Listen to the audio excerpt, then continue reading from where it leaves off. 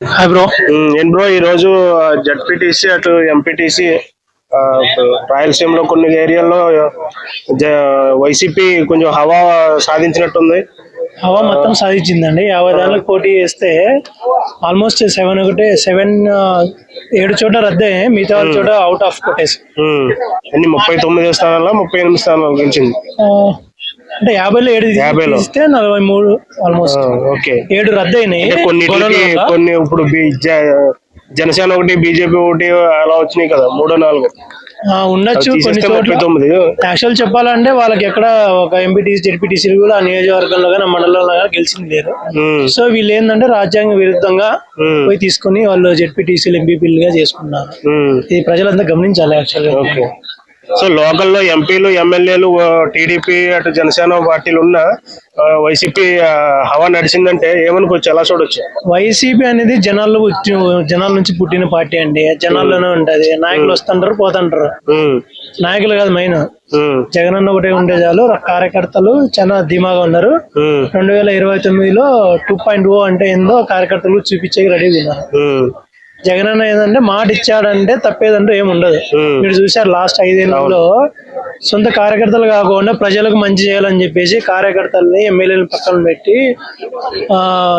Volunteer వ్యవస్థ తెచ్చి ఎంత మంచిగా నడిపించాడో, ఇచ్చిన మాట కంటే ఇంకా ఎక్కువ చేస్తున్నాడు అనమాట. బడ్జెట్లు పెట్టనివి అన్ని చేస్తున్నాడు. ఇప్పుడు కూడా మాట ఇస్తాడు. ఏమి ఇస్తున్నాడు? 2.0 కార్యకర్తల కోసమే పనిచేస్తుంది అని చెప్తున్నా. అర్థమైంది. కార్యకర్తల కోసమే పనిచేస్తుంది, మీరు ధైర్యంగా ఉండాలి. నెక్స్ట్ వచ్చేది మన ప్రభుత్వమే. ఇంతకుముందు కులం చూడడం, మతం చూడడం అని నేను డైలాగులు చెప్పినాడు. అదే విధంగా చేసినాడు. ఇప్పుడు అట్లే ఉండదు. ఇంకా కార్యకర్తలనే చూస్తారు, కార్యకర్తలే కూడా రెడీగా ఉన్నారు. ఓకే, సో ఇప్పుడు వరకు ఇటు ఒక నెంబర్ చెప్పి టీచ్ చేసిన వాళ్ళకి ఇది ఒక హెచ్చరిక అనుకోవచ్చా? హెచ్చరిక కాదండి, దండయాత్ర ఆల్రెడీ స్టార్ట్ అయిపోయింది. ప్రభుత్వం లేనప్పుడే మా కోఆర్డినేటర్స్ గానీ, ఎమ్మెల్యేగా ఓడిపోయిన వాళ్ళు గానీ మీరు చూసింటారు. తోపేసి ప్రకాష్ రెడ్డి ఏ విధంగా ఏ ధైర్యంతో పోయిండల్లా. పోయినా అంటే కేసులు పడి ఉంటాయి, అన్ని ఉంటాయి. కానీ పోయినారంటే ఏంది? జగన్ అన్న నుంచి హామీ వచ్చింది. ఎట్టి బస్సులో 2029లో మేము గెలవబోతున్నాం.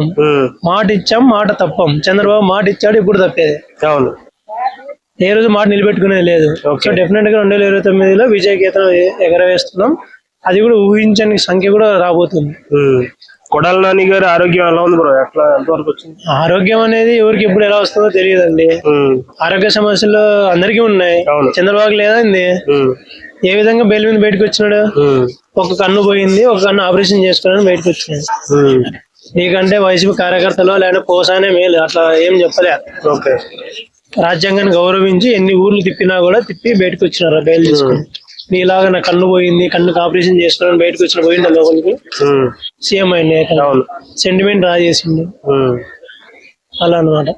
సో ఇప్పుడు ఈ ఎలక్షన్ లో రిజల్ట్స్ తో ఒక ఈ అరెస్టుల పర్వం అనేది ఏమన్నా ఆగే ఛాన్స్ ఉంటుందా? అరెస్టుల పర్వం అనేది పెరుగుతుంది తప్ప ఆగేదంటే ఏమి ఉండదండి. అరెస్ట్ మెయిన్ గా గవర్నమెంట్ కాన్సన్ట్రేషన్ చేయాల్సింది ఏం తెలుసా? మీరు అరెస్టుల మీద కాదు, ప్రజలకు అభివృద్ధి సంక్షేమ పథకాలు అందించండి. మీరు ఎన్ని చెప్పారు? ఇప్పుడు 10 నెలలు అయింది. 10 నెలల్లో గ్యాస్ ఇస్తాం అంటున్నారు. ఏ విధంగా ఇస్తున్నారు? ఎంత మందికి ఇస్తున్నారు? నువ్వు డేటా అనేది బయట పెట్టు. ఇప్పుడు వైసీపీ అధినేత జగన్మోహన్ రెడ్డి గారు చెప్పారు కదా, ఏం చెప్పినారు? With files, with data. ఇంతమంది, ఇంత సంఖ్య ఉంది, ఇంత అమ్మలు ఉన్నారు, ఇంతమంది కొడుకులు పిల్లలు ఉన్నారు, వాళ్ళకి ఇంత అమౌంట్ వేసినాము. మీరు చెప్పండి, ఇన్ని గ్యాస్ సిలిండర్లు ఇస్తున్నాము, ఇంతమంది ఉన్నారు, ఇంతమంది అర్హులు అని చెప్పండి. మీరు రేపు పొద్దున మీ ఎమ్మెల్యేలు ప్రజల్లోకి పోవాలంటే విత్ డేటాతో రమ్మనండి, చూద్దాం. ప్రజలు ఎట్లా ఉన్నారంటే, వైసీపీ గవర్నమెంట్ ముందు పోయినప్పుడు యాక్చువల్ గా గడప గడప ప్రోగ్రామ్ అని చెప్పేసి 5 ఏళ్లలో 3-4 సార్లు పోయినారు ఇంటి దగ్గరికి. పోయినా అవునైనా వచ్చినా అని చెప్పి ఏదో కాఫీ టీ పంపించినారు. పరగలు తిప్పేసి కొడతారు ఆడళ్ళు, మామూలుగా లేదు. సో పిఠాపురంలో సభ తర్వాత జనసేన పరిస్థితి, జనసేన ఎలా చూడొచ్చు? జనసేన అనేది ఏంటంటే అదేమంటారు, తన ఏదైనా అస్తిత్వాన్ని కోల్పోకుండా నిలబెట్టడం కోసం ఉంది అంతే.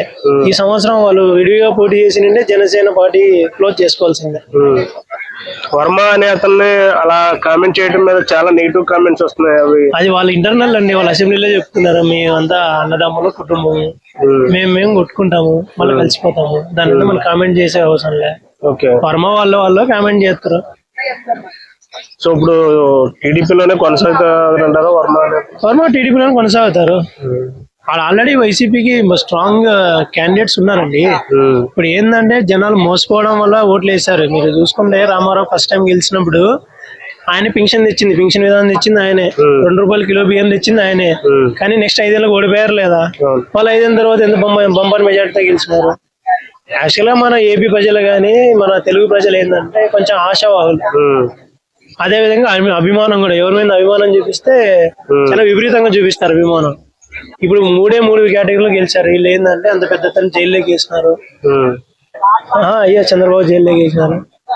చంద్రబాబు జైల్లోకి వేస్తే అదేమంటారు, తెలుగు జాతిని అంతా అవమానించినట్టే. చంద్రబాబుని తిడితే తెలుగు జాతిని తిట్టినట్లే. చంద్రబాబుని తిడితే ఏదో ఎన్టీఆర్ చెప్పు, ఏదో మద్రాసు నుంచి అక్కడ సినిమాటోగ్రాఫర్ అందరం తీసుకొచ్చి హైదరాబాద్ తెచ్చినారు ఒప్పుకుంటాం, కానీ చంద్రబాబు.